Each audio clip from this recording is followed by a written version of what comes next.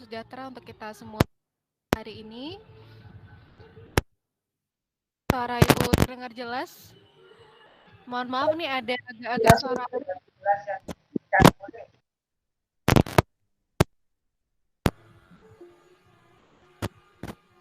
Oke. Semua di sini belum ya, Ibu Rasani ya? Iya.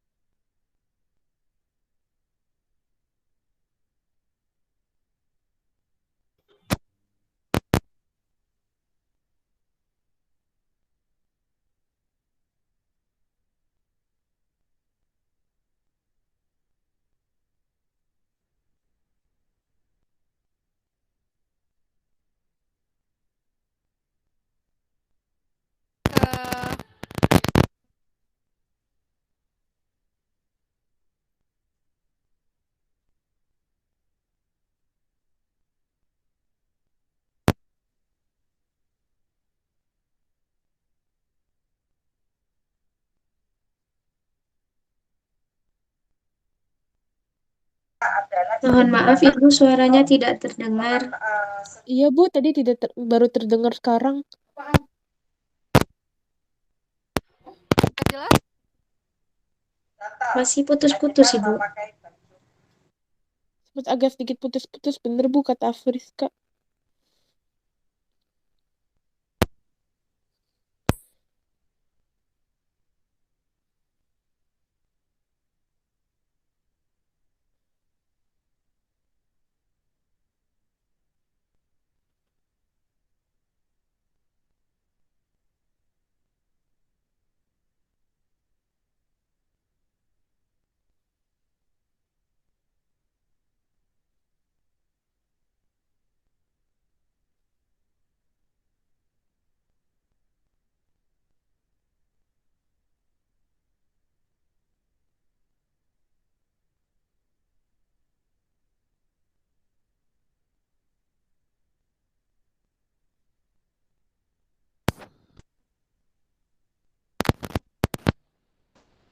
Mas putus?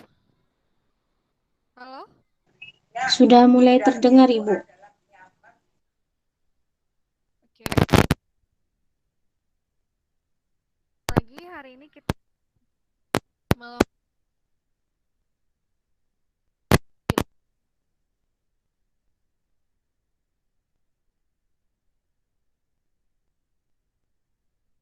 lebih.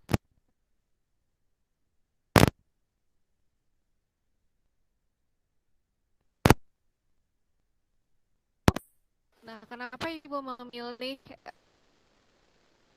pembuatan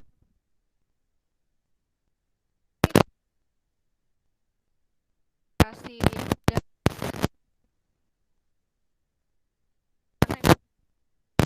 merupakan salah satu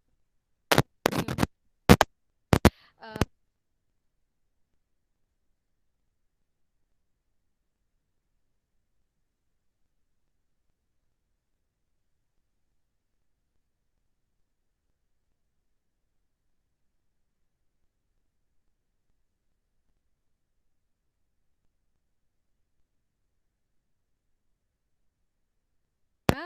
uh,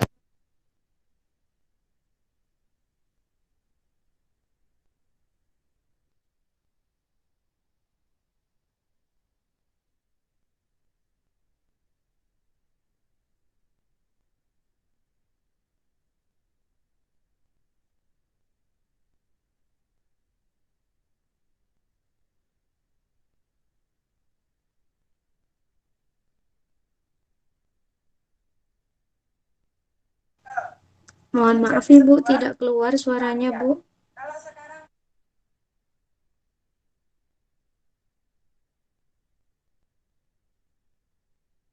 Iya Bu, maaf Bu, tapi suara Ibu tidak terdengar sama sekali.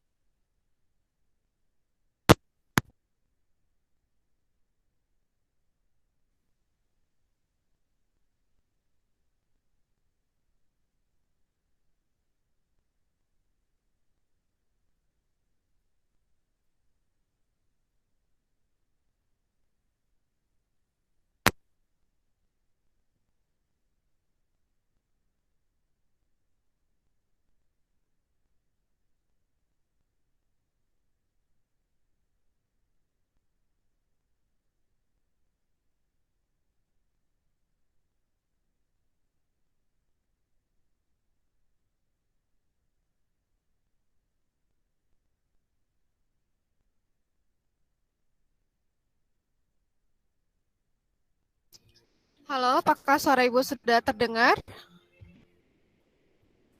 Sudah, Bu. Sudah Ibu, jelas. Sudah jelas terdengar. Berarti tadi dari awal nggak terdengar ya tadi ya? Sempat terdengar tapi ada yang putus-putus, tapi ada juga Putus-putus, yang Bu. enggak. Oke, Iya. ya ada Ibu ulangi lagi ya. Oke, baik. Mohon maaf sebelumnya nih kita menggunakan via Meet karena Zoom-nya sudah habis itunya. Baik, ini kita mulai dari Kebinekaan 8 hari ini, bedah film sejarah dan pembuatan senjata tradisional Aceh. Kebetulan juga ada pamerannya di video yang sudah Ibu share. Ada yang sudah buka videonya? Sudah Ibu. Ada yang sudah nonton? Sudah. Oh, ada yang sudah nonton ya.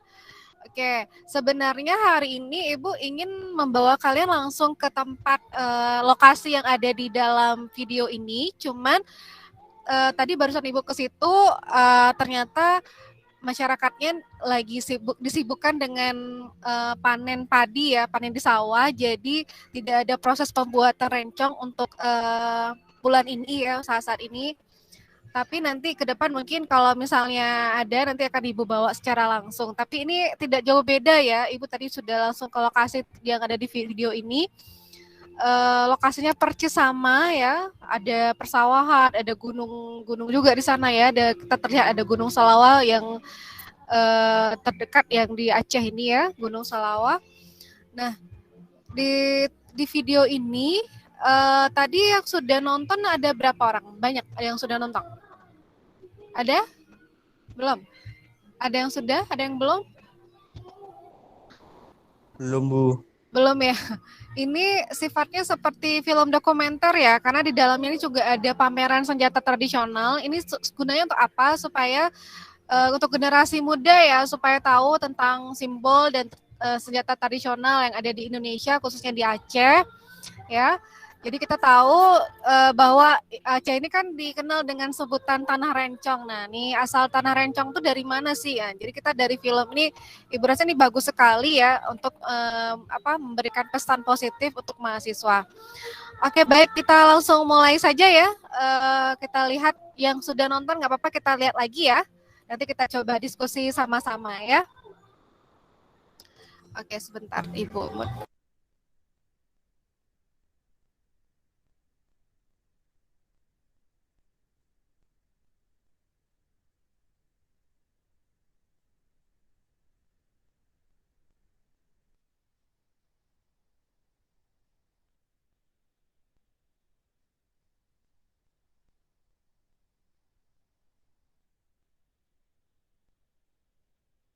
Ini suaranya terdengar. Terdengar kok, Bu. Suaranya terdengar? Bu. Dengar, Bu. Oh, dengar ya. Oke, Terdengar, sorry. Bu.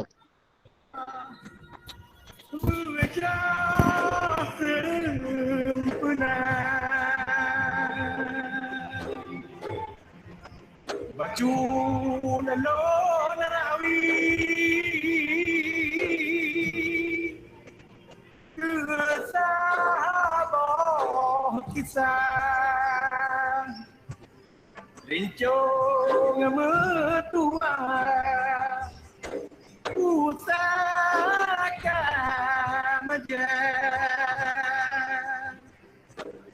Nyorito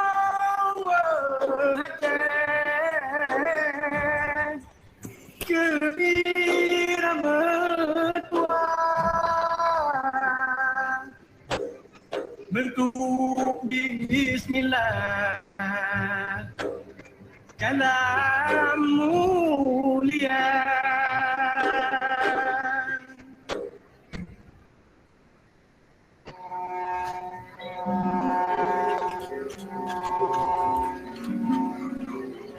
Nanda Ibrahim lahir di Kampung Baik Lamput, Aceh Air. Umur Nino ka 50 tahun. Kampung Baik Lamputnya di Kecamatan Kamu, Ibre, Aceh Air. Punya dari arah Bandar Aceh ke Pakcik, anda tak jauh dari Tipang Ibre. Dia lahir di Tino, sampai Tino pergi mantau di Baik Lamputnya.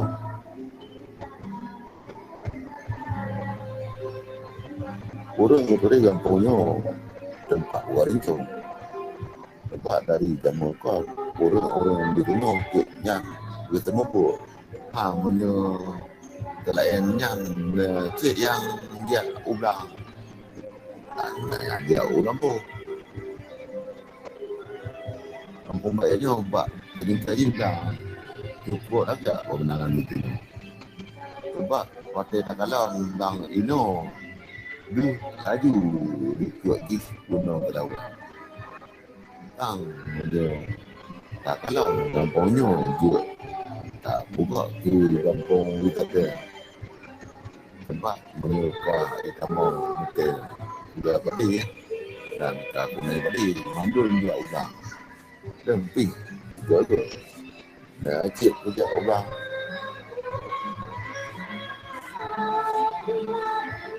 dan dari banyak umur 8 tahun dia pernah dia kepan cara buat itu ini ke adik orang dan buat itu lagi alhamdulillah lah.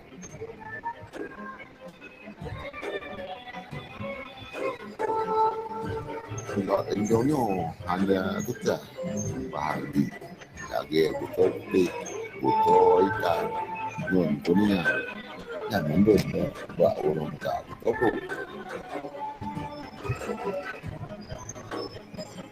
karena berendah dari maka dan kita betul buat-buatnya kita buat anak ledong kecil yang dia jauh-jauh di apa umumnya kata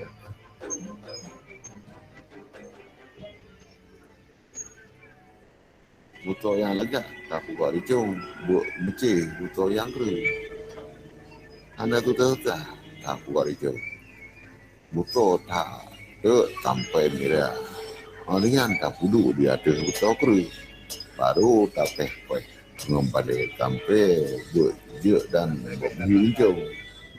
Alihnya kadang ini cik yang dari jadi dan cik dari bengkai kebu, punya bengkai kebu sih agak berwujud, tapi je apa kita, tapi yang lain kadang ini tak payah nanti dia punya tak buat taruh ni tak boleh, alihnya tak ukur buat betul yang kami pakai apa baru dah. Alian tak butuh kerja ke kita paling jauh. Pakar Aceh bukan tanah hijau.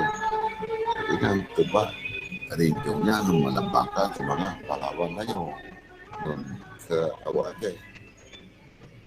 Hijaunya senjata yang kami dari zaman Sultan Ali Mughayat Shah Wate abad ke-6. Hari bentuk sih melambangkan kalimah Bismillah. Kalimatnya Allah tabuk bila topi udah orang Aceh. Karena dalam setiap buat tanya memang harus kita diro Pak Allah Ta'ala.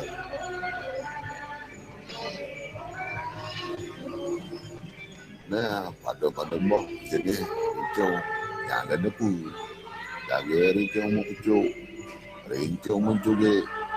rincung kuda dan lain-lain lah. Baik jadi mbak gua gambar mbak kuih yang aku bawa.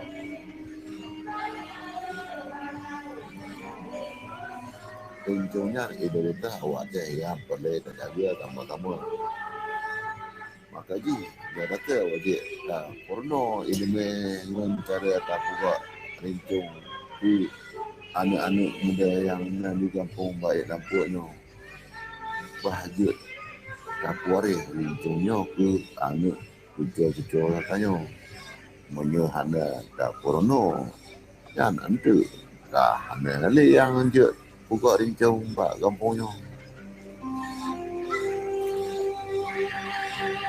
Hai insyaAllah nya Allah beri tak mantang juga dan kerja tak dan buka rincung dan nanti doa ada ya awak tu mengandung nya dan tak ambil umum tu akhirnya dekat dituri dekat sebagai tanah rincung.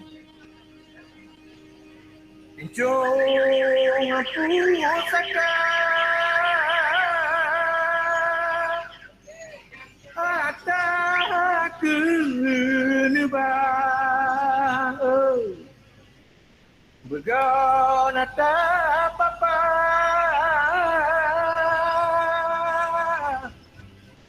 Kau mencedera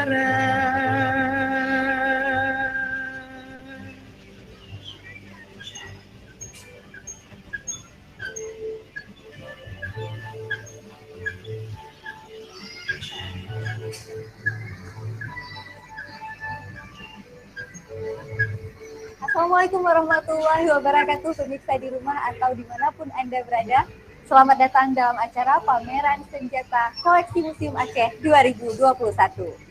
Bersama saya Nabila Khaira Azhar, nantinya kita akan sama-sama berkeliling melihat koleksi senjata yang ada di Museum Aceh dan juga kita akan mendengarkan langsung dari ahlinya apa saja makna filosofis dan juga cerita sejarah yang terkandung dari setiap koleksi yang ada di museum. Nah, lebih dari itu, kita juga punya keseruan lainnya yaitu penampilan berbagai macam karya seni lainnya.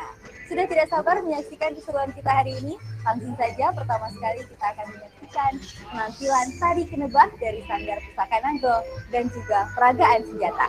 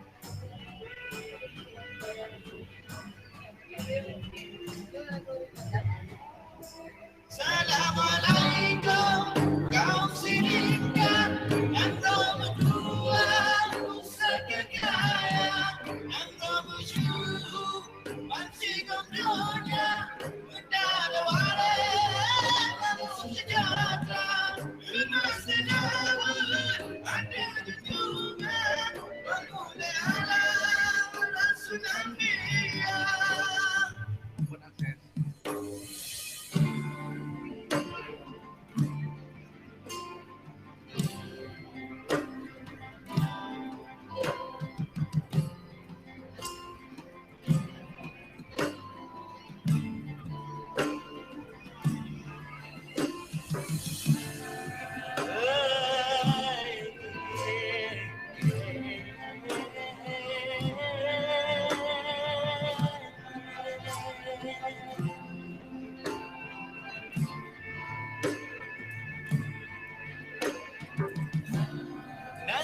hatinya dilet dan megah, masa perintah Iskandar muda.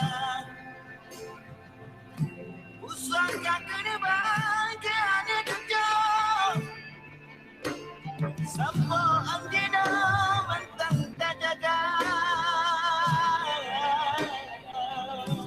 Marwah bak pujang anjir melinting, marwah balik jeng puncak selama.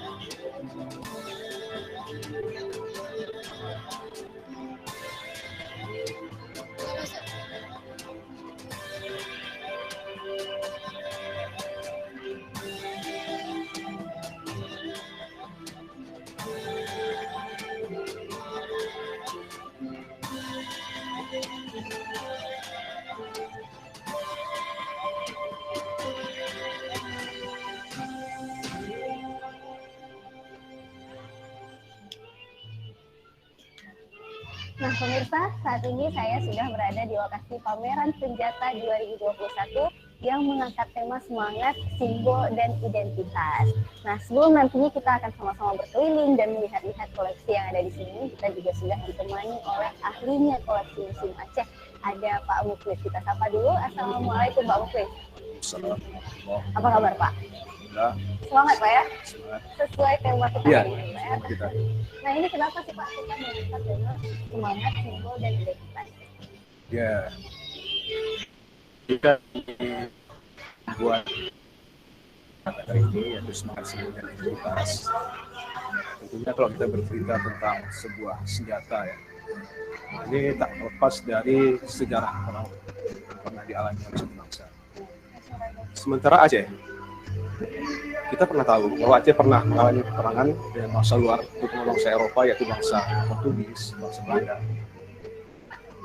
Pasti yang paling dibutuhkan dalam satu peperangan adalah senjata. Dulu pada masa Sultan Ali Mughayat Shah, 500 tahun yang lalu, Sultan Ali Mughayat Shah, beliau berkuasa pada tahun 1511 hingga 1530. Ketika itu ada satu kitab adat yang ditetapkan oleh kerajaan yang bernama Kitab Tazkirat Tabapat Khalil Syara Kerajaan Belanda. Yang mana pada kitab ini terdapat 21 pasal.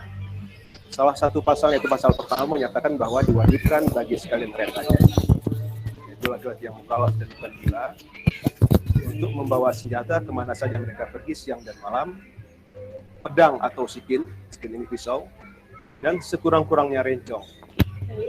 Maka sejak saat itu bahwa setiap laki-laki Aceh wajib memiliki senjata, pedang, atau rencong. Kemudian rencong itu sendiri, sering waktu masa sejarahnya, ketika perang melawan Belanda, memakan waktu yang cukup lama, sekitar 70 tahun, maka rencong merupakan satu momok yang sangat menakutkan bagi pasukan Belanda. Kita tahu bagaimana apabila seorang Pujong Aceh sudah mengurus rencong, maka dia sudah menetapkan bahwa hidup itu saat itu adalah kemenangan, berarti dia akan tetap hidup atau dia akan mati syahid. Ya, sehingga muncul satu semboyan Udep Mulia. Kemudian pada masa sekarang, maka rencong itu selain menjadi identitas bagi laki-laki, dia sekarang bukan di masa perang ya. Maka rencong sekarang sudah menjadi satu simbol budaya yang juga kita menawarkan bagi setiap wisatawan yang datang ke Aceh itu sebagai barang suci. Kita dapatkan semangat, simbol, dan identitas. Oke, silakan kita akan melihat koleksi yang dipamerkan. Juga yang paling khas Aceh ya, rencong dulu. Rencong ya, itu orang Aceh ya. Kita lihat bagaimana orang dulu pakai rencong.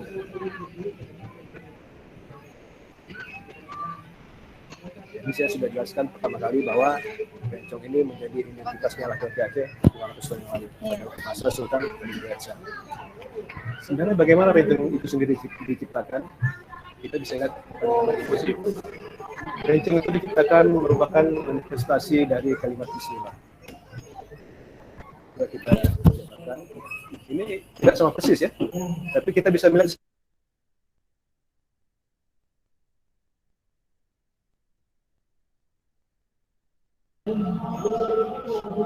Di sini huruf min, kemudian langsung di sini huruf ba. Kenapa diambil dari kata Bismillah?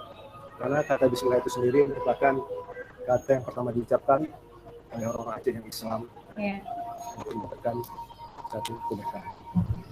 Kemudian rencong bentuknya bermacam-macam. Bisa kita lihat. Nah ini kalau kita lihat bentuknya kenapa berbeda-beda nih Pak? Ada yang melengkung, ada juga yang tidak ya. Rencong itu sendiri pada awalnya mungkin tidak seperti ini ya. Ada cerita mengatakan bahwa munculnya bentuk rencong itu sendiri karena rencong awal digunakan dalam peperangan. Ketika ditusukkan ke badan musuh berumuran darah, tetapi mudah terlepas. Sehingga akhirnya diciptakan satu bentuk rencong baru, gagangnya seperti ini. Ketika digunakan, walaupun berumuran darah tidak akan terlepas. Pastinya merupakan aktivitas para pelajar. Kalau selain laki-laki, kaum perempuan gitu, apakah menggunakan rencong juga Pak? Ya, dalam peperangan tentunya rencong tidak hanya digunakan oleh para laki, tapi perempuan juga. Nah, dalam perang kolonial melawan Belanda, sementara Belanda sendiri mereka yang terlibat dalam pertempuran, mereka melihat bagaimana perempuan-perempuan Aceh tampil berani. Bahkan dalam satu pengepungan oleh Belanda terhadap orang Aceh, mereka menemukan beberapa pasangan suami istri. Ketika dalam pengepungan Belanda menyerang, kemudian para laki-laki yang terbunuh, mereka mengira persoalan sudah selesai karena tinggal perempuan. Tapi rupanya tidak seperti itu. Bahkan perempuan yang melihat suami mereka sudah mati syahid, mereka mengurus rencong langsung menyerang kembali Belanda. Oh, bisa dijelaskan ya perempuan Aceh. Baik, sekarang kita lihat dari sini rencong sudah diciptakan. Yang pertama tadi sudah saya sebutkan, rencong cubik.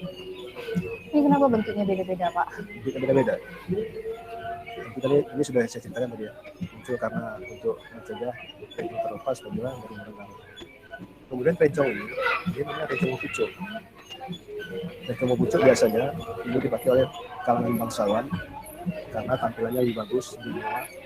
Kemudian banyak dipergunakan juga berbeda dengan rencong biasa. Kita lihat ini dengan rencong dibalut dengan emas, dibalut dengan suasa, dibalut dengan perak, dan ada juga nanti yang terbuat dari apa namanya itu sarung yang terbuat dari gading, yang dari gading, kemudian dihias juga dengan emas. Salah satu ciri untuk membedakan rencong pucuk dan rencong lain adalah adanya hiasan pucuk rebung. Lain nggak ada hiasan. Kemudian ini rencong kudoy, gagangnya pendek, beda dengan rencong cubik. Ini gimana ini Pak sejarahnya? Cerita rencong kudoy itu sendiri muncul di tahun 1900-an. Kalau kita baca sejarah, tahun 1902, Sultan Aceh, Tuanku Muhammad Bocah itu sendiri mengarahkan kepada Belanda karena istrinya ditawan. Kemudian Belanda mengancam kalau tidak menyerahkan diri, istrinya akan dihancurkan. Karena terpaksa Sultan menyerahkan diri kepada Belanda. Dan setelah Sultan menyerahkan diri kepada Belanda dan beberapa pemimpin pejuang Aceh sendiri terbunuh, maka suasana perang Aceh jadi. Dan ketika itu Belanda melarang para laki-laki Aceh itu menggunakan rencong. Tapi orang Aceh mensiasati supaya rencong itu tetap bisa dibawa, maka muncul rencong kudoy. Untuk gagangnya lebih pendek. Disembunyikan. Yang dipakai itu bisa ditutup dengan kain, kita tidak akan apa oleh pasangan. Ini foto para pejuang Aceh. Ya, kita lihat mereka memakai berbagai jenis senjata. Memang dalam peperangan semua senjata itu akan dipakai. Bisa saja pedang di tangan kanan untuk menembas musuh, kemudian rencong di tangan kiri untuk menikam lawan. Kita juga memiliki senjata api ya.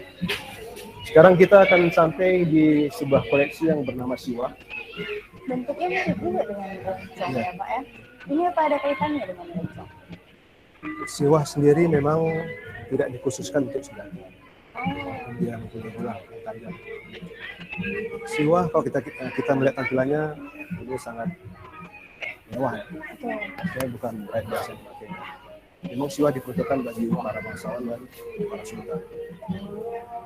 Kita lihat gagangnya ini tidak cocok untuk dijadikan sebagai senjata. Kenapa? Karena gagangnya bulat, lepas. Bahkan ada yang meyakini bahwa ini bentuk awal Sunan Rencong. Kita lihat bahannya, biasanya berbeda dengan rencong. Rencong biasa digunakan bahannya dari kandung kerbau sebagai gagang ataupun sarungnya. Tetapi kalau siwa kebanyakan menggunakan bahan-bahan yang mewah seperti emas, suasa, kemudian kita lihat sarungnya dihiasi dengan perak. Bahkan pada gagangnya sebelah sini, ini kita lihat beberapa yang dihiasi dengan batu.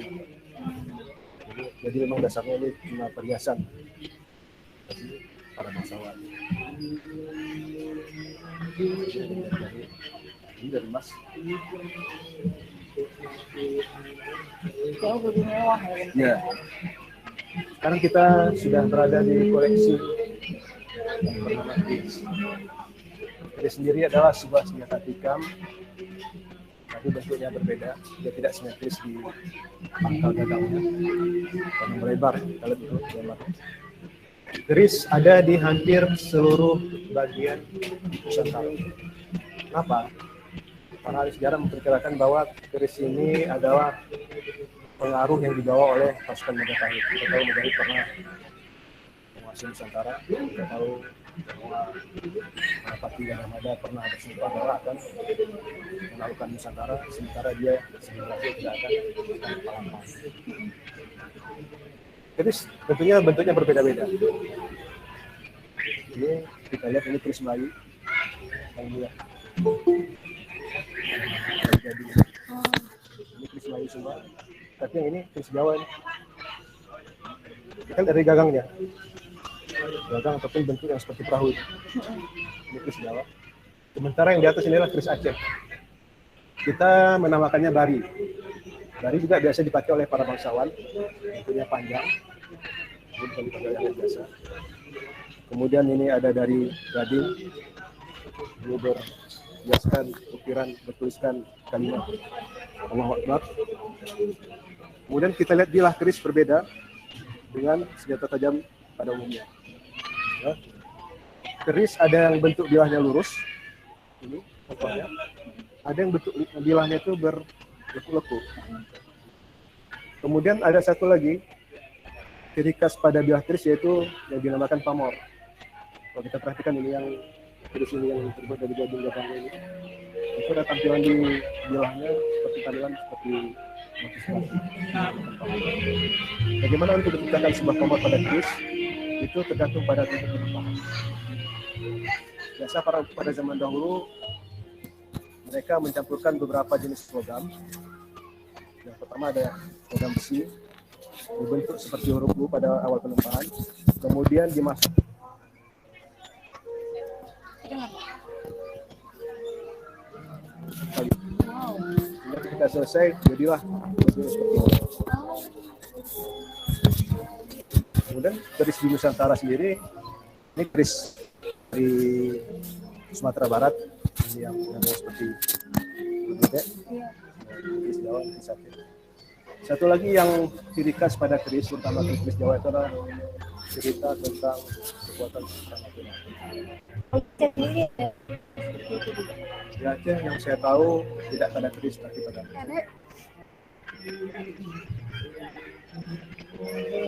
satu kisah tentang peperangan antara kerajaan Aceh Darussalam pada masa Sultan Iskandar Muda melawan pasukan Portugis. Kita lihat bahwa kerajaan Aceh menggunakan minyak mentah sebagai senjata untuk membakar musuh. Dan kisah ini merupakan salah satu koleksi musuh Aceh dalam klasifikasi senjata.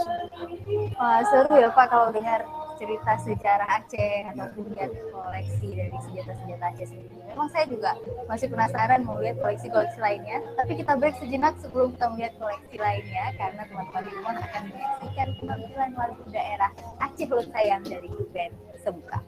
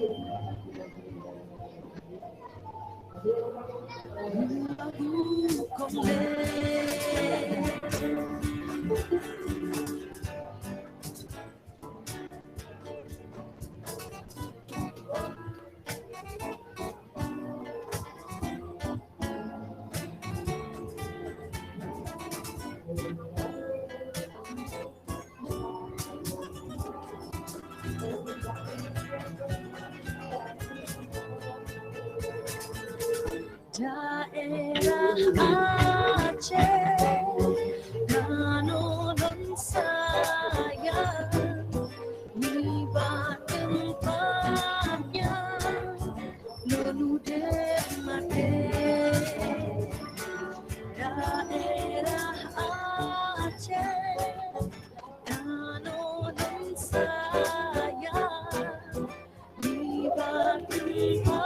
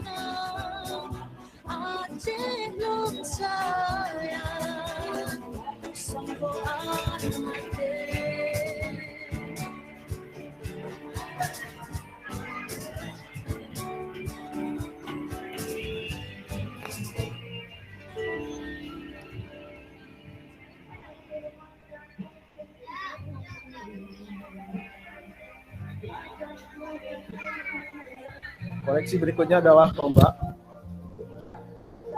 Tombak ini sudah ada sejak sementara pada masa kerajaan Aceh, tombak dibuat adalah untuk menghemat besi. Kita lihat sebuah tombak punya gagang yang panjang, tapi bilah besinya hanya sedikit saja. Bahkan ada juga tombak tidak menggunakan bilah besi. Pada masa perang kemerdekaan, yaitu setelah tahun 1945, kita tahu senjata yang sering digunakan di Indonesia itu adalah ini, pedang. Pedang Aceh dinamakan berdasarkan bentuk jenis gagang. Kita lihat ini gagang ini. Ini dinamakan pedang tumpang buki atau tumpang benceng dalam sebutan orang Pidi. Bahkan juga ada yang menyebutkan bahwa ini pedang oleh Mengke Rusa. Apa fungsi gagangnya? Ada yang sebutan besar, ada juga yang gagangnya biasa aja gitu Pak. Ini tergantung pada pembuatnya. Ada orang yang menggunakan, mungkin ada orang yang lebih suka menggunakan bentuk gagang seperti ini, atau juga lebih suka menggunakan gagang seperti ini. Kemudian kita ada melihat ini pedang panjang. Ini dinamakan pedang hulu tapak kuda. Kemudian ada pisau. Pisau juga sangat berguna dalam pukulan musuh. Kita digunakan di tangan sebelah kiri untuk menepis serangan daripada senjata musuh. Kemudian ada satu jenis lagi pedang hampir menyerupai pedang tumpang buki, itu pedang hulu rumput.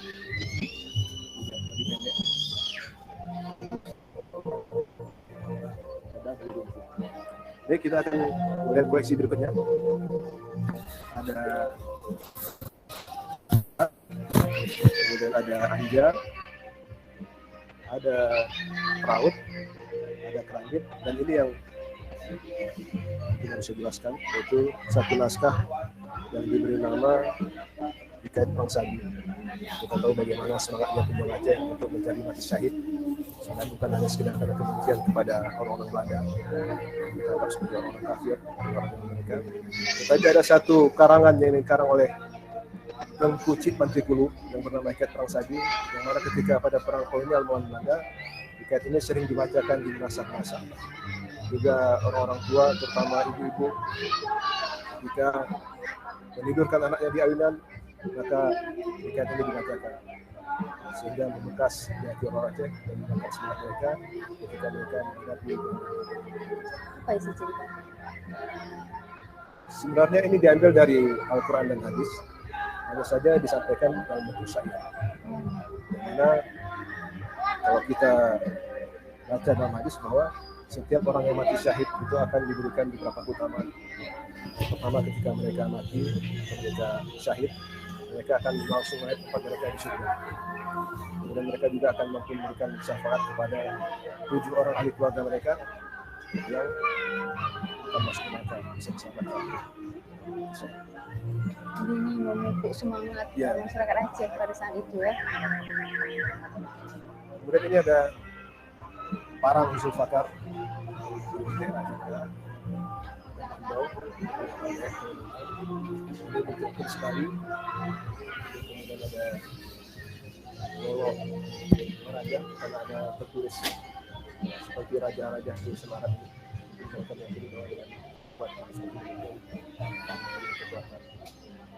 Kemudian ada pedang Lapan Sago, itu pedang Muklumu dari Aceh Tenggara.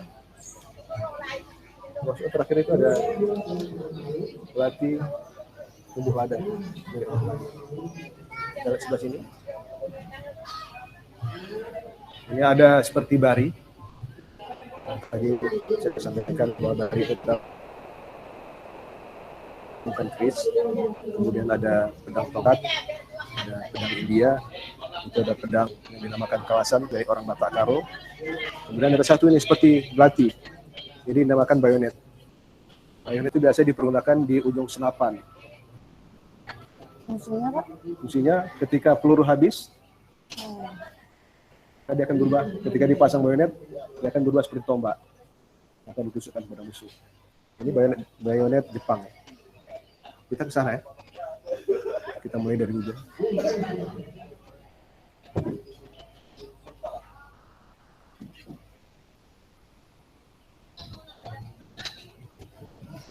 Ini ada perisai dari kayu. Kita sudah jelaskan tadi fungsinya di sana ya, untuk nanti serang musuh. Kita lihat ada pedang ini ya. Di atas dinamakan pedang ule pasangan. Kemudian ini dinamakan pedang ule maapit. Sama jenisnya. Kenapa dinamakan pedang ule maapit? Karena ada besi ini. Di besi ini. Mengapit di kiri dan di kanan. Fungsinya adalah ketika terjadi pertempuran dengan pedang musuh, maka pedang musuh bisa ditangkap dengan apitan itu sehingga bisa dipelintir. Ini jenisnya sama, cuma yang ini apitnya sudah hilang. Tetapi selain dinamakan pedang oleh Maapet, juga dinamakan pedang ontube, karena bentuk bilahnya tipis seperti daun tebu. Dan biasa pedang ini digunakan oleh para pang atau pemimpin satu pasukan. Kita kenal pernah pang laut, ya pernah mengkhianati Singadin. Kemudian yang ini pedang Eropa, dinamakan dengan saber atau sabel. Sebenarnya jenis pedang Eropa ada 3. Yang satu bentuknya lurus, kita tidak tampilkan di sini, ada di pameran tetap. Itu dinamakan sword. Kemudian yang ini yang bilahnya agak melengkung, jadi dinamakan saber atau sabel. Kemudian yang ketiga pedang ini. Ini dinamakan cutlass. Tetapi pedang ini sendiri adalah sebenarnya pedang milik pasukan khusus Belanda yang dibentuk untuk mengalahkan teknik perang gerilya orang Aceh. Itu pasukan Marsose. Pedang ini dibuat di Belanda, yaitu di Hansburg. Dan ketika terjadi Perang Dunia Pertama, pembuatan pedang ini dipindahkan ke Amerika. Dibuat oleh satu perusahaan yang namanya Nisco.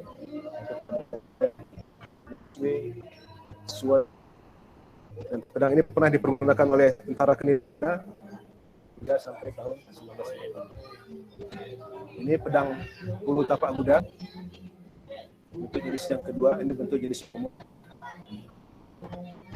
Nah, ini kenapa bentuknya ada yang memanjang lurus, ada juga yang belok? Pak. Kalau dari fungsi, kalau pedang yang bentuk bilahnya lurus, itu lebih diperuntukkan untuk musuh. Sementara yang melengkung itu lebih efektif untuk menebas. Karena apabila bentuknya melengkung, ketika dilakukan tebasan pada musuh, maka akan buka tebasan yang lebih lebar. Kita lihat ini sebenarnya jenis pedang oleh Maapet, tapi tampilannya lebih mewah. Perak, kemudian di sini ada hiasan, ditambahkan batu permata, ditambahkan pedang. Kita lihat koleksi di sebelah sana. Ini koleksi paling istimewa. Kita tahu bahwa ketika kerajaan Aceh Darussalam menyerang Portugis di Malaka, mereka tidak hanya menggunakan senjata tajam, tapi bahkan juga menggunakan senjata api. Sini kita lihat ada meriam ini. Memang meriam ini tidak hanya berfungsi sebagai hiasan, tapi kalau dipergunakan dalam peperangan juga bisa. Menggunakan musuh ya. Kemudian ada pistol, menggunakan tukul. Ini merupakan pengaruh daripada pasukan VOC yang datang ke Nusantara. Kemudian cara penggunaannya, senjata ini menggunakan mesiu, tapi menggunakan mekanis yang dinamakan finlock. Ini ditarik seperti ini. Di sini ada ditempelkan batu api. Cara penggunaannya adalah pertama mesiu dimasukkan ke dalam laras senapan, kemudian dipadatkan dengan ini. Setelah padat, kemudian maka dimasukkan peluru ke dalam laras senapan. Ini sedikit mesiu, kemudian senjata ini diarahkan kepada musuh yang akan dibidik. Muncul api akan membakar mesiu di dalamnya, maka terperang peluru. Nah ini kan sudah termasuk senjata api yang canggih lah ya. Nah, ini dari mana Pak bisa dapat senjata api seperti ini? Kalau dulu teknologinya sebenarnya sudah bisa ditiru oleh orang-orang di Nusantara. Setahu saya senjata api itu sendiri kalau untuk daerah Nusantara dibuat oleh orang-orang Minangkabau. Maka ada istilah satu senjata menggunakan istinggat Minangkabau. Sementara kalau untuk meriam, Aceh sendiri sudah punya teknologi yang didapatkan dari Turki. Kita tahu bahwa Sultan Aceh pernah mengirim satu utusan ke Turki untuk meminta bantuan. Yang mana ketika tiba di sana, utusan Aceh harus menunggu karena ketika itu Sultan Turki yaitu Sultan Sulaiman yang Agung itu sedang berperang dengan Hungaria. Sementara ketika mereka menunggu hingga hampir lamanya 2 tahun, lada yang seharusnya mereka bawa untuk dipersembahkan kepada Sultan Sulaiman, akhirnya mereka pergunakan untuk biaya hidup mereka sangat lancar. Dan ketika Sultan Sulaiman akhirnya dalam peperangan dia meninggal, itu bukan meninggal karena terkena senjata musuh, meninggal karena sakit, akhirnya digantikan oleh anaknya bernama Sultan Selim II. Maka utusan Aceh ini mendatangi Sultan Selim II untuk menyampaikan pesan dari Sultan Aceh dengan membawa hanya segenggam lada yang tersisa dan melaporkan kepada Sultan. Kemudian Sultan memberikan kepada mereka sebuah meriam yang dinamakan meriam lada sejuta. Wah, modalnya lada 1 genggam, apalagi kalau 2 karung ya. Tetapi kemudian Sultan Turki juga pernah mengirimkan satu rombongan masuk perwira-perwira militer juga ahli-ahli dalam membuat persenjataan. Ini mungkin yang menjadi modal bagi Sultan Aceh Darussalam.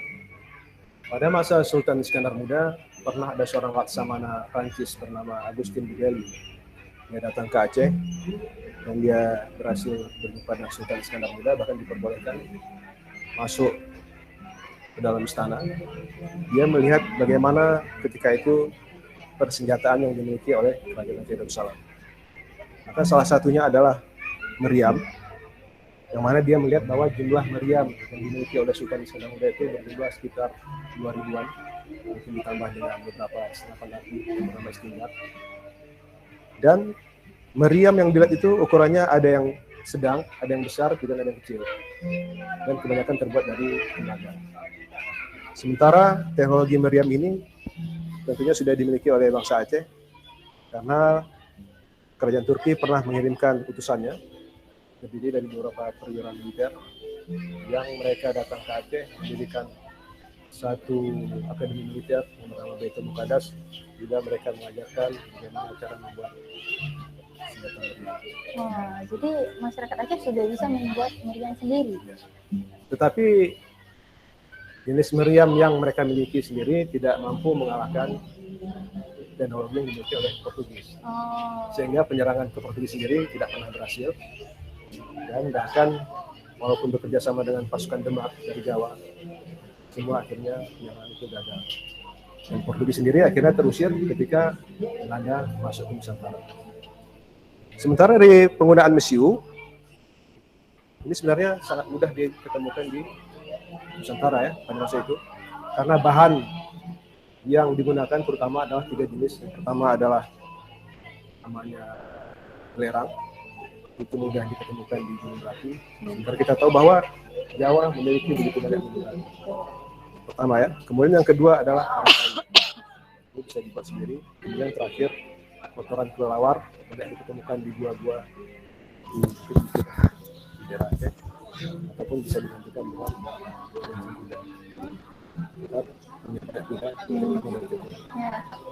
makanya ketika itu senjata ini mudah untuk dimusnahkan. Jadi Sultan Iskandar itu sendiri, Iskandar Muda sendiri sangat menjaga persediaan mesiu untuk peperangan. Apa takutkan terjadi Ini salah satu dari yang digunakan dinamakan rem lampaka atau rem paka. Rem ini sendiri bisa difungsikan, artinya ketika dipergunakan dia bisa diputar seperti ini, sehingga ini dinamakan rem paka atau rem putar.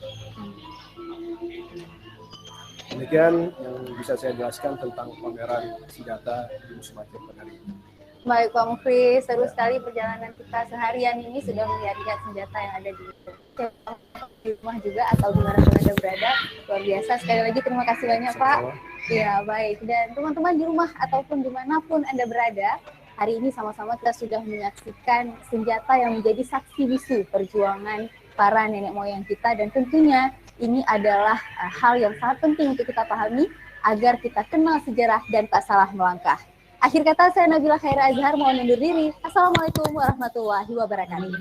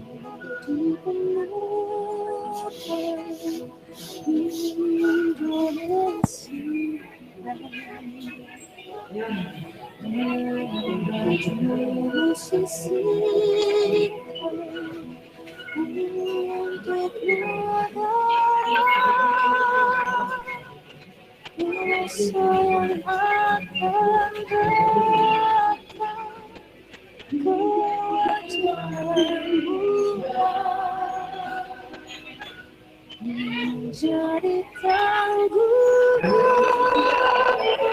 terhadap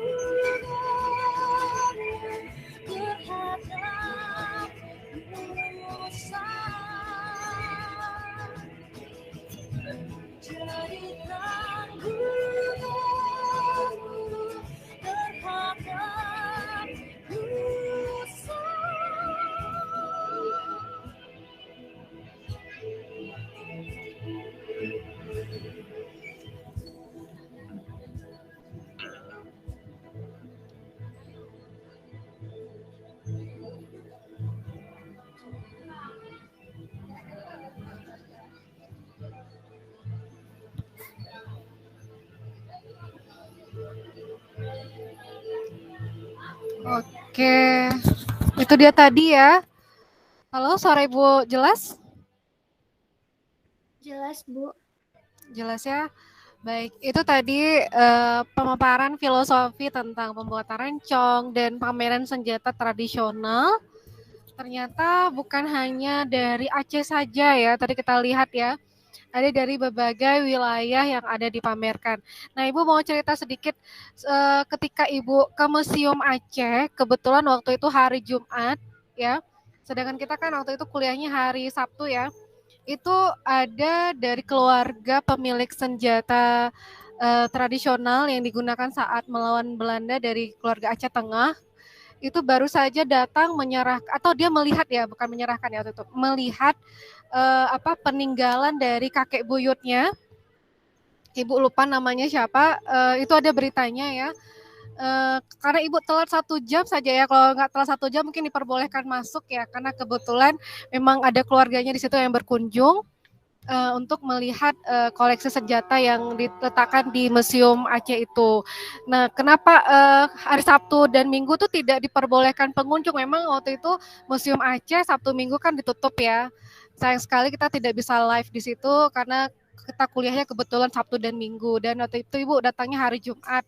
Ya, itu Ibu nggak sempat videokan juga yang di dalam, dan bersyukur sekali nih kebetulan baru launching video tentang pameran senjata ini. Dan Ibu sebenarnya pengen sekali nih ya, ingin menampilkan ini sebenarnya senjata-senjata yang koleksi-koleksi yang ada di museum itu, dan alhamdulillah akhirnya videonya launching gitu ya. Dan Ibu mau tanya nih ya, gimana sih kesan-kesannya nih melihat videonya nih ya, walaupun tidak bisa lihat secara live, tapi kita setidaknya bisa merasakan ya apa yang ada di dalam senjata, tentang senjata tradisional. Ternyata di seluruh Nusantara itu hampir mirip-mirip ya senjatanya gitu ya.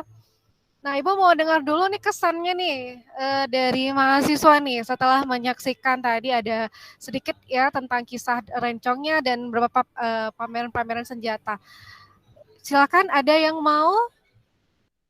Silakan nih, memberikan. Sebelum Ibu tanya, Ibu udah siapkan pertanyaan juga ya buat mahasiswa, karena di situ sudah lengkap sekali ya.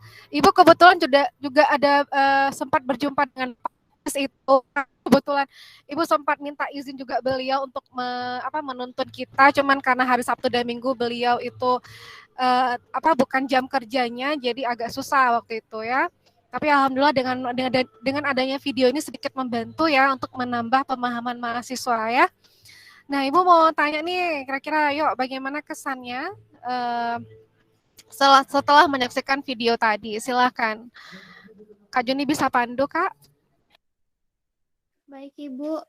Mungkin kita mulai dari Adia mungkin. Boleh, Adia?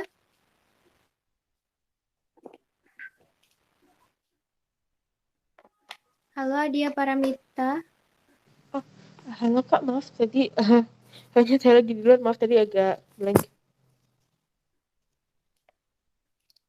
Oke, Adia, bagaimana pendapat Adia tentang film pembuatan senjata tradisional Aceh dan pameran tadi? Tentang keseluruhannya berarti ya. Film dokumenter ini bisa dibilang udah cukup lengkap ya. Jadi bisa kita nyaksiin dari awal kayak film pembuatannya, terus fungsinya, cerita di baliknya, terus kayak, dan mereka mungkin memanggilnya bukan cuman yang kayak orang aja, cuman mereka memanggil juga ahlinya ya, orang yang membuat ini. Terus ditambah lagi kita juga melihat ada sedikit performance ya, tadi itu ada lagu. Itu sekian dari saya, makasih banyak Kak. Oke, baik. Itu dari Adia ya. Coba dari Siti mungkin. Siti Istiqomah ada?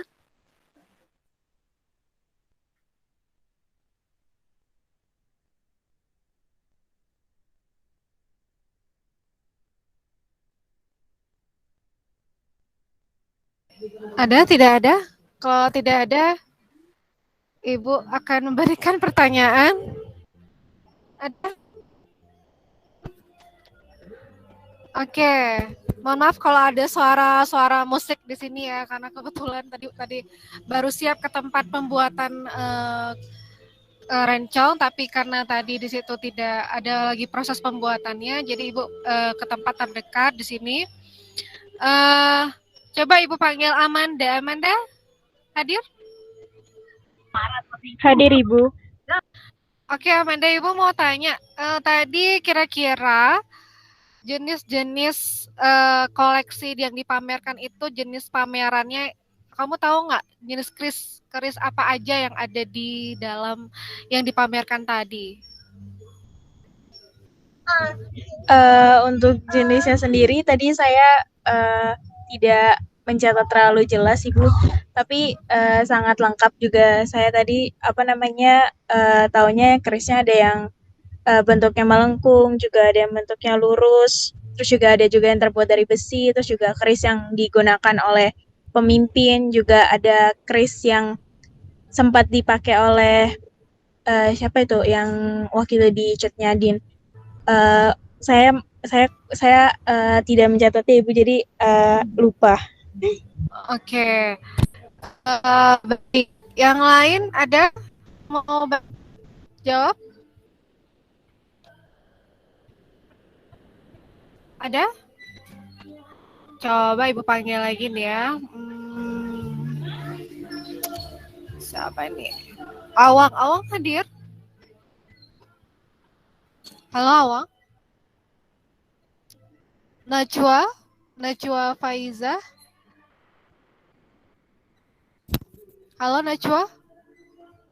Suara Ibu jelas Kak Juni? Jelas Bu, sangat jelas. Oke, baik. Bu, izin menjawab Bu. Oke, Siti, silakan Istiqomah. Jenis-jenis rencong yang tadi kita lihat video itu, kalau nggak salah namanya rencong meu pojok, meu juga, huai, serta meu pare. Benar nggak Bu? Apa tadi, keris ya? Jenis kerisnya ya? Iya. Iya. Tahu nggak asalnya daerah mana aja yang ada di situ pamerannya? Jenis-jenis kerisnya asalnya dari mana aja?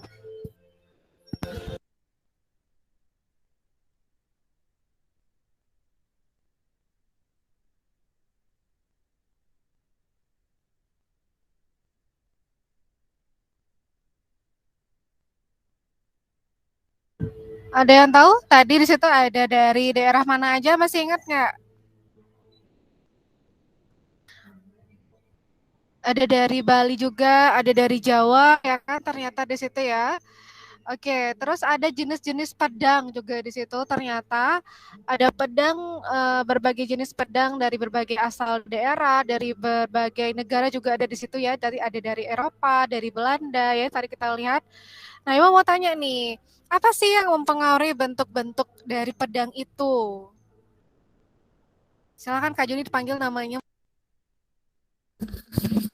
Baik, mungkin kita mulai dari Nuriska ada?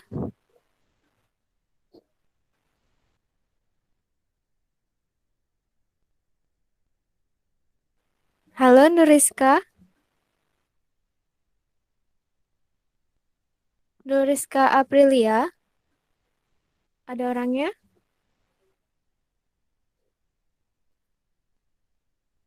Halo, iya Kak Asmi. Iya, boleh dijawab tadi pertanyaan dari Ibu?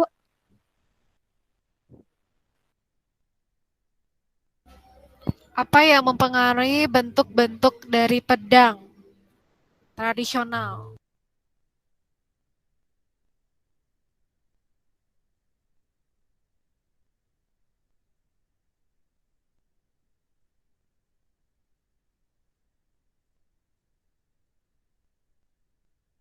Yang lain mungkin bisa menjawab?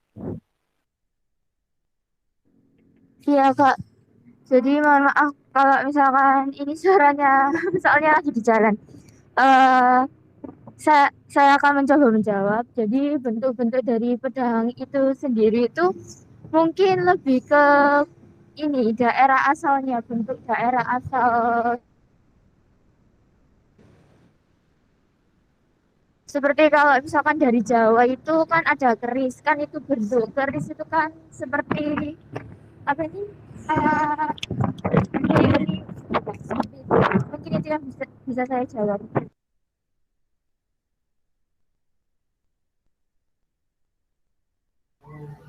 Oke, baik. Ini sepertinya ada yang lagi di jalan, ada yang lagi weekend mungkin ya di sini ya. Oke. eh baik. Tadi bentuk-bentuknya itu kira-kira apa ya jawabannya ya? Tergantung penggunaannya ya. Tadi penggunaannya untuk apa ya? Oke. Terus Ibu mau tanya nih, jenis pedang apa yang digunakan oleh Panglaut? Yang apa tuh yang waktu di film Cut Nyak Din, jenis pedang apa? Ada yang tahu?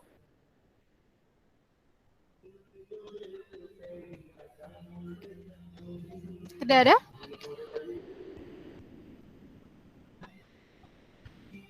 Nggak ada ya? Halo, berarti ini nggak ada yang nonton ya tadi ya? Apa suaranya Ibu jelas?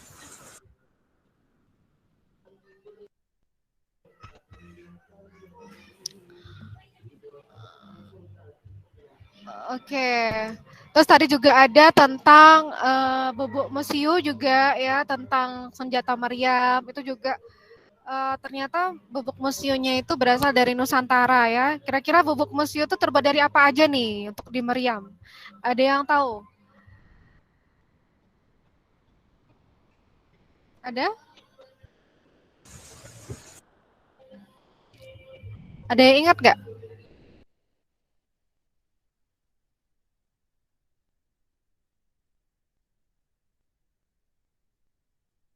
Dari belerang bukan, Bu?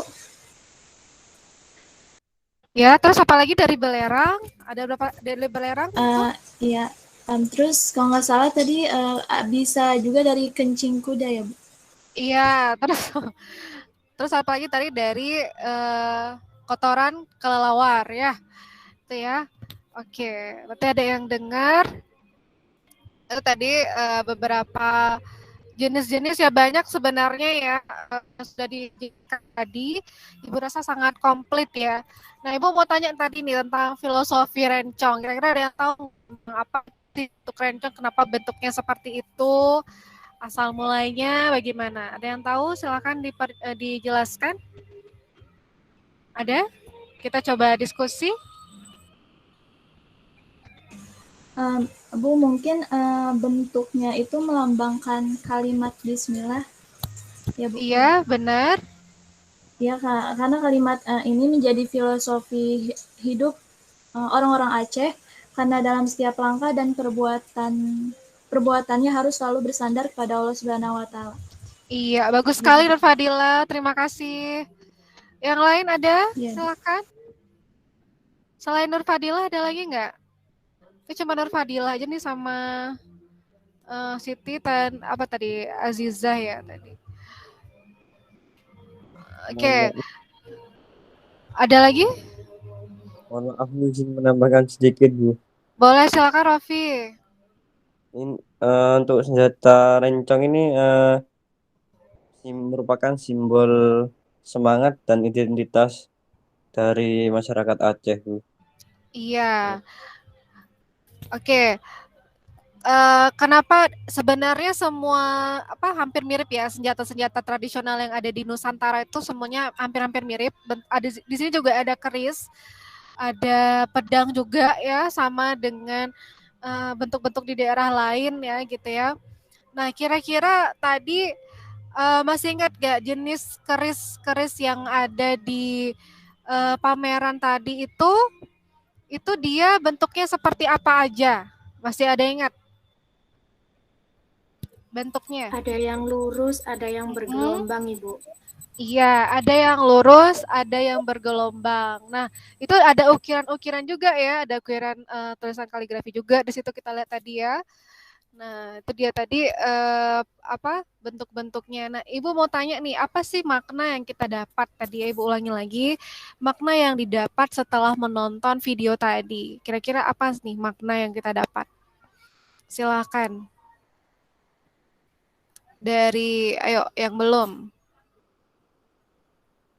Siapa Kak Juni yang belum? Silakan Kak Juni.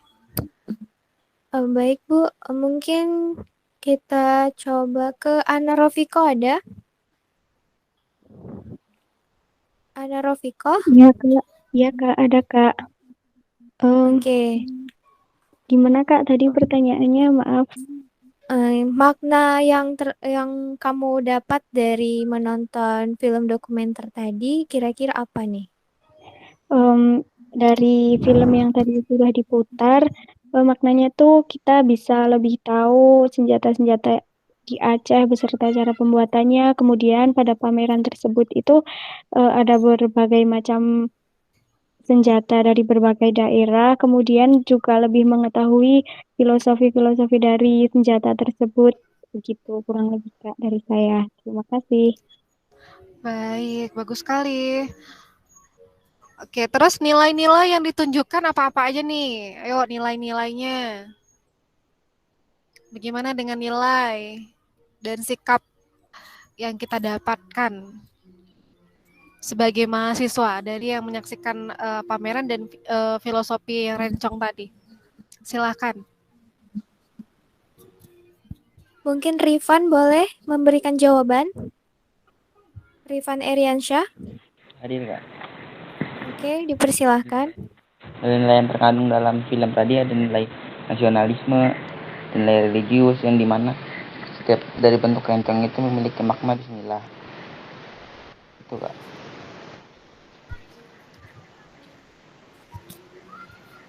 Oke. Itu aja, yang lain ada? Sebagai mahasiswa bagaimana kita menyikapinya nih ya, tentang adanya senjata tradisional itu tadi?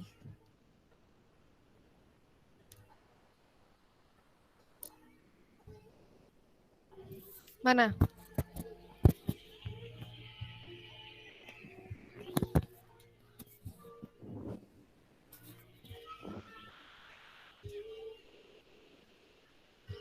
Siti Maimunah mungkin boleh memberikan jawaban. Baik kak, menurut saya sendiri sih dilihat dari filosofi rencongnya sendiri, mungkin kita sebagai mahasiswa juga bisa berserah diri gitu Bu. Dan kak sini sesulit apapun keadaannya, misalkan kita sedang ujian atau apa, itu kita juga harus kayak berserah diri aja kepada Allah, untuk yang penting kita berusaha gitu. Nanti hasilnya kita serahkan ke Allah. Terus dari filosofi lainnya juga seperti semangatnya, kita juga bisa meniru dalam kayak belajarnya, kita harus semangat terus belajar gitu Kak.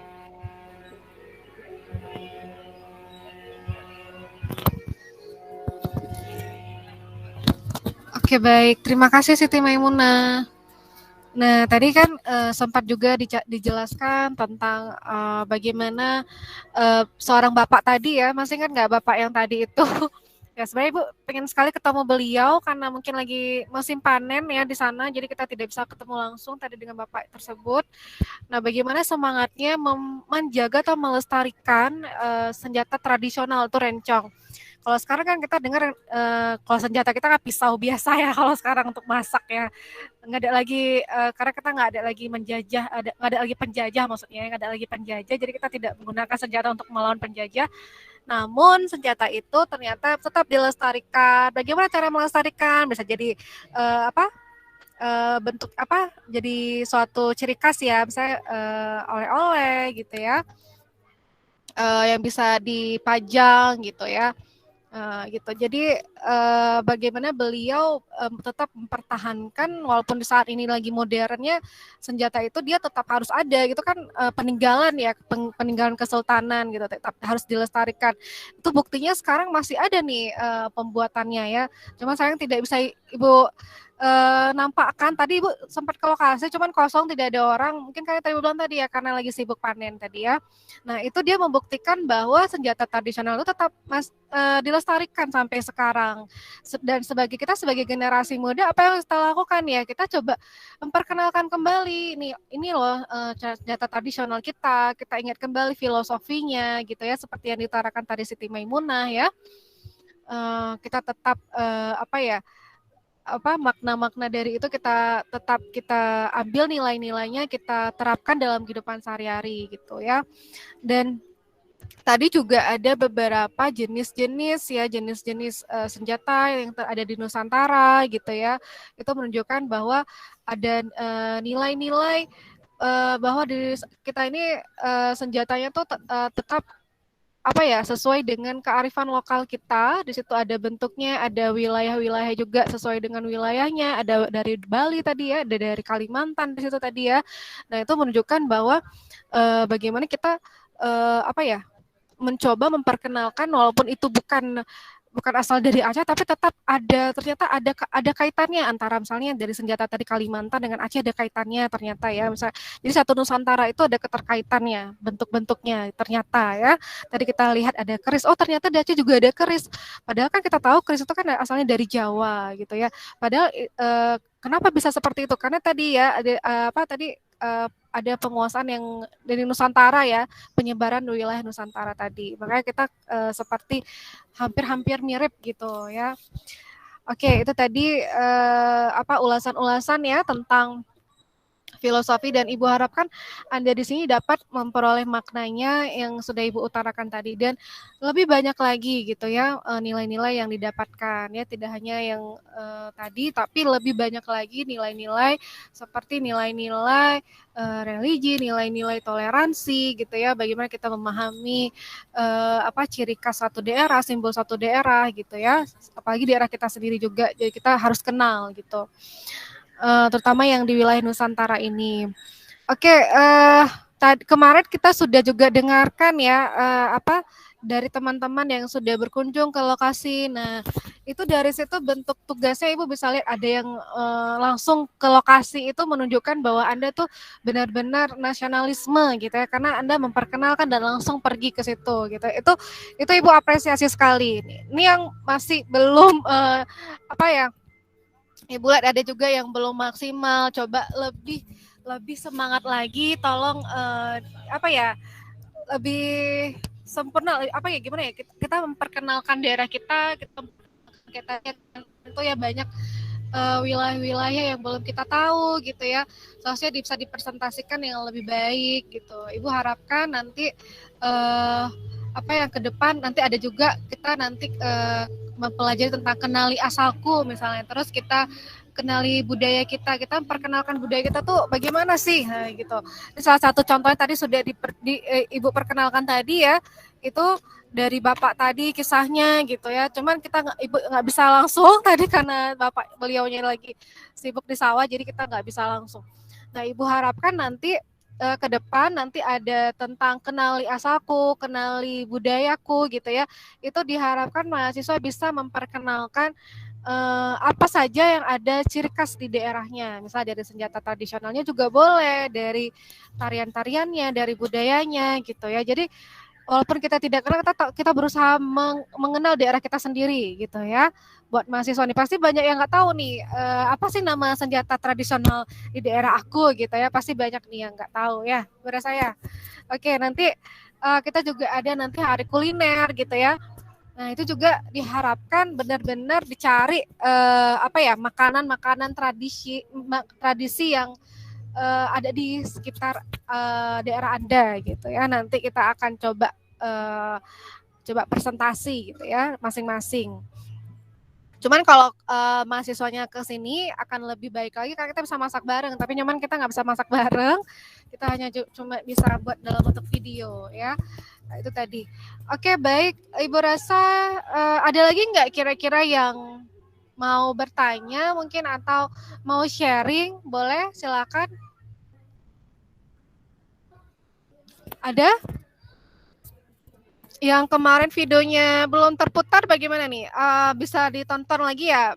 Nanti kawan mahasiswa yang mau lihat boleh silakan ya. Nanti yang mau bertanya boleh juga gitu ya. Oke. Ada yang mau bertanya? Tidak ada?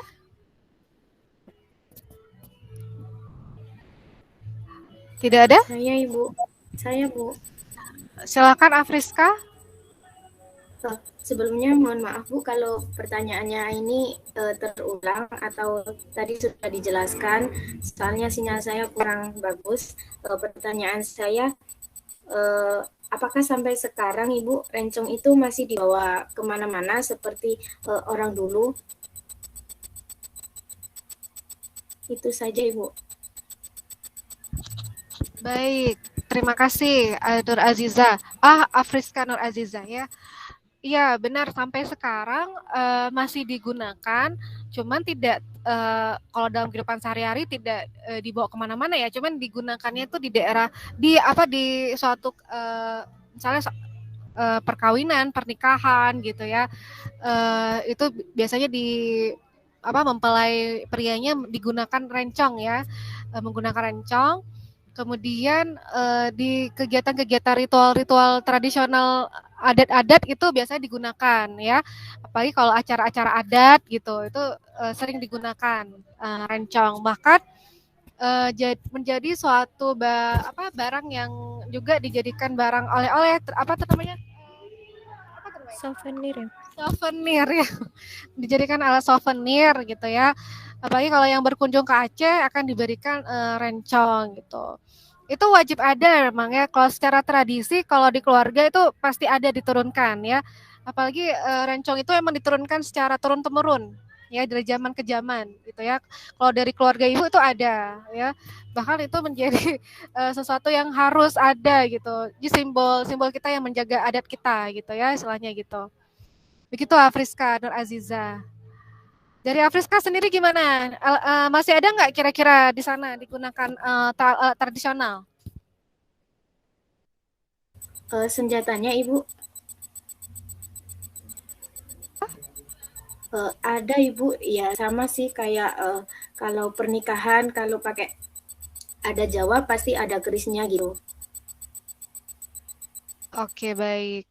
Berarti ada ya di sana ya. Masih dilestarikan. Baik. Yang lain ada?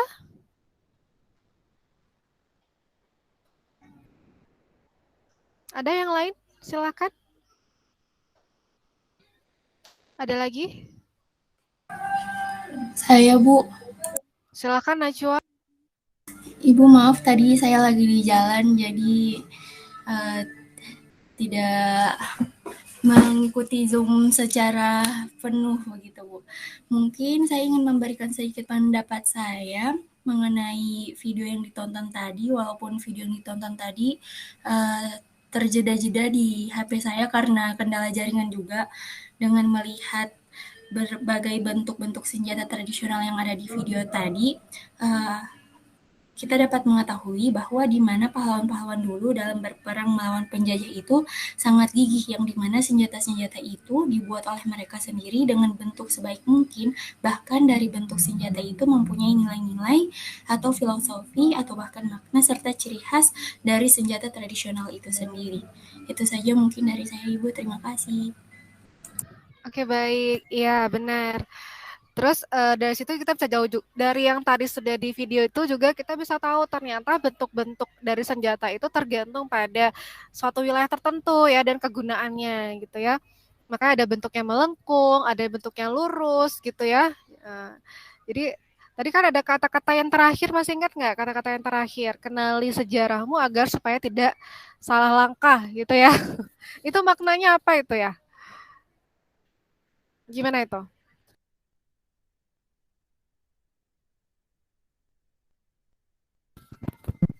Apa itu maknanya kira-kira? Ayo.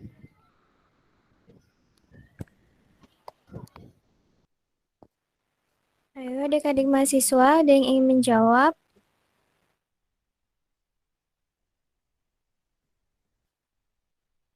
Amanda?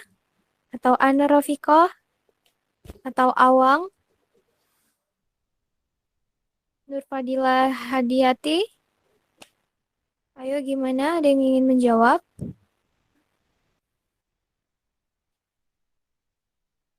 Atau Siti Maimunah?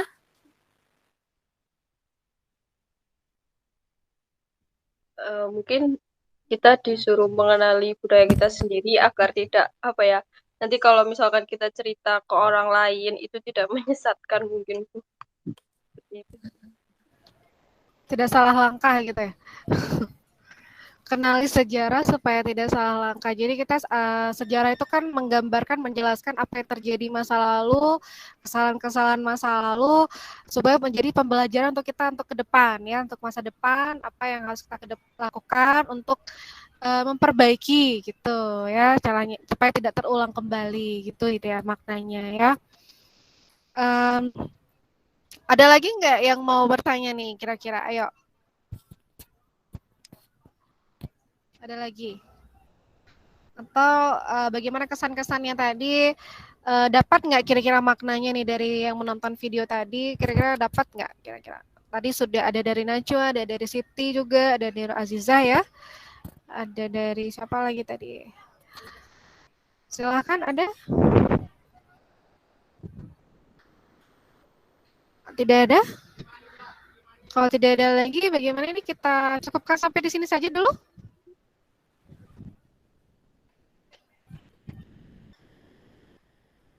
Ada lagi yang mau bertanya?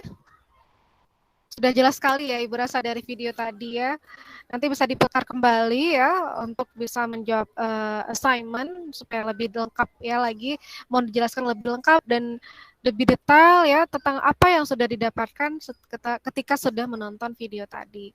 Ibu rasa sepertinya cukup sampai sini aja dulu, kita ketemu lagi minggu depan ya.